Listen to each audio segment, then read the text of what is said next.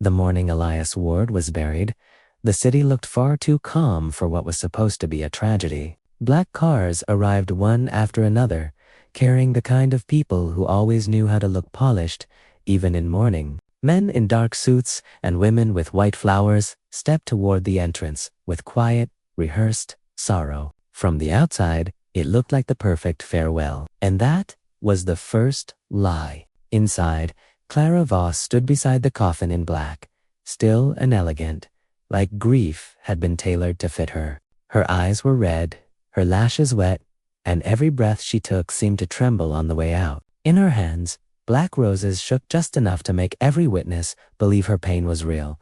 To everyone in the room, she looked like a woman shattered by the death of her husband. Not far away, Helena Voss accepted condolences with the calm precision of a woman who knew exactly how to wear sorrow in public. Damien Cross remained near Clara, close enough to seem supportive, careful enough to avoid attention. Together, they formed the image the room needed to see. A grieving family held together by loss. Only if you looked carefully did something colder begin to show beneath the performance. Not sorrow. Control. At the center of the hall sat the closed casket, polished black and surrounded by white flowers and silence.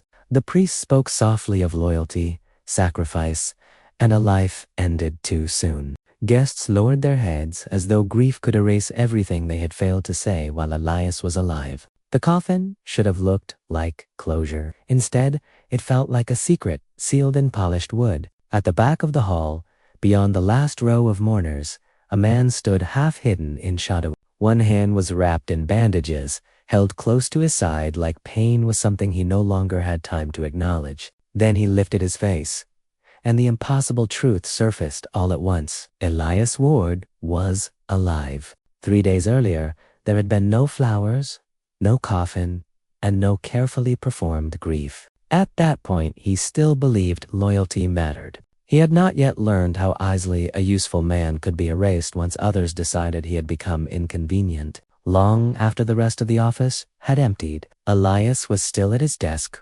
correcting numbers that should have been someone else's problem. He answered urgent emails, reviewed failing reports, and quietly repaired damage caused by careless decisions made above him. There was nothing glamorous about what he did. For years, that had been his role: dependable, silent, and easy to underestimate. But that night, for the first time, the systems Elias had built stopped opening for him. A secure folder denied his access. A set of figures no longer matched the books from the previous week. Approvals that should have crossed his desk had been moved around him without explanation. Taken together, the details felt like the beginning of an erasure. At home, the apartment was beautiful, quiet, and colder than it had ever been when they first moved in together. Elias tried to speak to Clara like a husband, looking for what had gone wrong. Clara answered politely, but without warmth, softness, or any sign that the life between them still mattered. Elias could have accepted anger. What frightened him was the absence of feeling. The next day, Helena Voss reminded Elias exactly where he stood in the family he had spent years serving.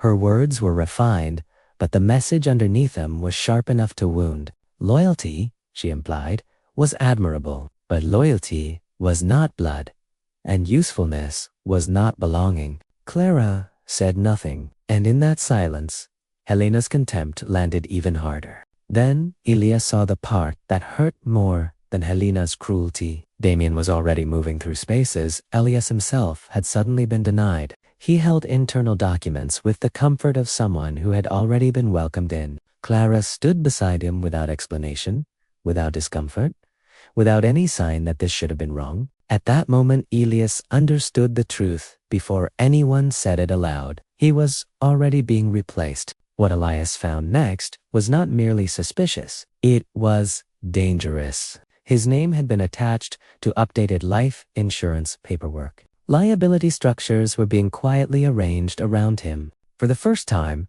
a thought entered his mind that he could not shake. His death would solve a great many problems. He called legal and got no answer. He contacted senior staff and received nothing but delays, deflections, and silence. Even the assistants around him seemed careful now, as though someone had already warned them how to behave. The more he pushed, the more the company seemed to close itself around him like a locked room.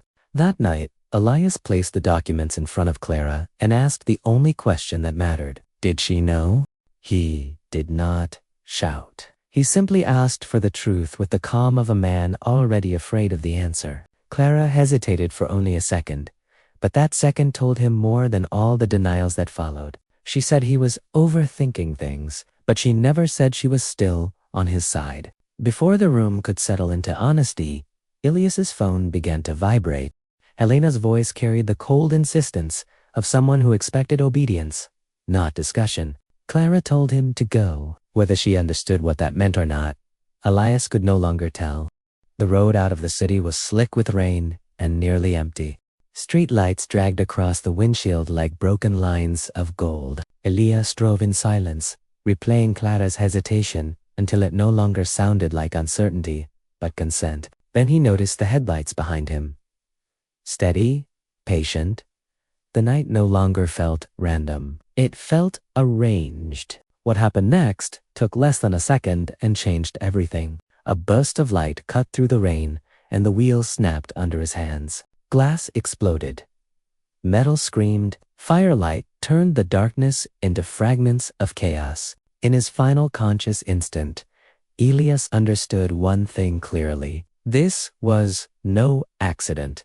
By morning, Elias Ward was officially dead. Reporters spoke in careful tones about a tragic loss and difficult identification. The body found in the burned vehicle had been confirmed quickly, far too quickly for a death so violent and uncertain. Before the shock could settle, the Voss family had already begun moving through the machinery of grief. Insurance paperwork was prepared. Funeral arrangements were rushed forward. Legal transfers began moving in quiet, orderly succession. Helena handled every step with the calm precision of a woman managing inconvenience, not mourning. Damien was suddenly present in every space Clara entered, close enough to comfort, close enough to replace. Elias's death was being used. Now, standing in the back of the hall, Elias watched the funeral again with the truth stripped bare. Clara cried in front of the guests. Helena accepted sympathy like tribute. Damien lowered his eyes at exactly the right moments, but when the prayers ended and the crowd began thinning, the performance loosened just enough to reveal what lay beneath it. Clara's grief slipped for a second. Helena and Damien exchanged a glance no one should ever wear beside a coffin. Elias looked at the casket one last time and felt the final horror settle into place inside him. They had buried the wrong man. And worse than that, they had been ready to. He had spent years protecting their name, cleaning their mistakes, and mistaking access for love. Without a word, Elias walked out of his own funeral and left the dead version of himself behind.